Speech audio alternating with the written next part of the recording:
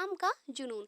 एक समय की बात है, एक राज्य में एक प्रतापी राजा राज करता था। एक दिन उसके दरबार में एक विदेशी आगंतुक आया और उसने राजा को एक सुंदर पत्थर उपहार स्वरूप प्रदान किया। राजा वह पत्थर देख बहुत प्रसन्न हुआ। उसने उस पत्थर से भगवान विष्णु की प्रतिमा का निर्माण किया कर उसे राज्य के मंदिर में स्थापित करने का निर्णय लिया और प्रतिमा निर्माण का कार्य राज्य के महामंत्री को सौंप दिया। महामंत्री गांव के सर्वश्रेष्ठ मूर्तिकार के पास आ गया और उसे वह पत्थर देते हुए बोला, महाराज, मंदिर में भगवान विष्णु की प्रतिमा स्थापित करना चाहते हैं। 7 दिवस के भीतर इस पत्थर से भगवान विष्णु की प्रतिमा तैयार कर राजमहल पहुंचा देना। इसके लिए तुम्हें 50 स्वर्ण मुद्राएं दी जाएंगी। 50 स्वर्ण मुद्राओं की बात सुनकर मूर्तिकार खुश हो गया और महामंत्री के जाने के उपरांत प्रतिमा का निर्माण प्रारंभ करने के उद्देश्य से अपने औजार निकाल लिए।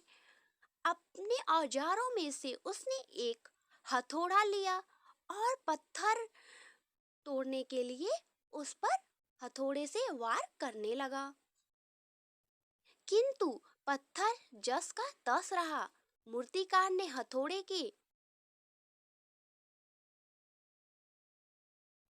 कई वार पत्थर पर किए किंतु पत्थर नहीं टूटा।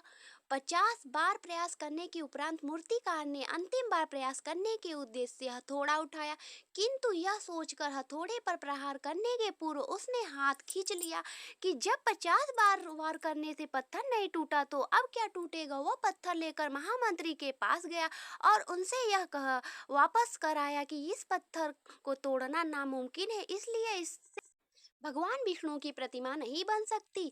महामंत्री को राजा का आदेश हर स्थिति में पूर्ण करना था, इसलिए उसने भगवान विष्णु की प्रतिमा निर्मित करने का कार्य गांव के एक साधारण से मूर्तिकार को सौंप दिया। पत्थर लेकर मूर्तिकार ने महामंत्री के सामने ही उस पत्थर पर हथौड़े से प्रहार किया और वह पत्थर एक बार में ही टूट गया।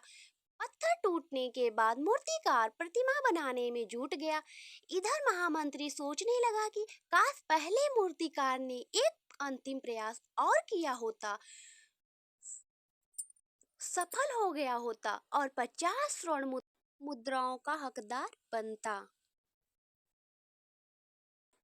ऐसी कहानियाँ सुनने के लिए आप मेरे चैनल को जरूर से जरूर सब्सक्राइब करें और बेल आइकन दबाना ना भूलें। Thanks for watching this video. Thank you.